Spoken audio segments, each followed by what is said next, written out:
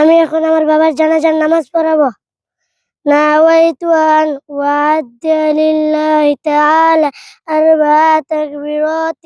صلاة الجنازة فرض الكفاية. الثناء لله تعالى والصلاة على النبي والدعاء لهذا الميت. أنا إمام لمن حضر ومن يحضر متوجها إلى جهة كعبة الشريفة. الله أكبر. سبحانك اللهم وبحمدك وتبارك اسمك وتعالى جدك وجل ثناؤك ولا إله غيرك. الله أكبر. اللهم صل على محمد وعلى آل محمد كما صليت على إبراهيم الرحيم إنك حميد مجيد.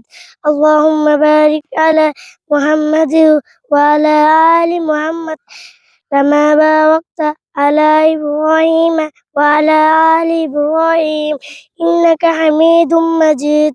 الله أكبر.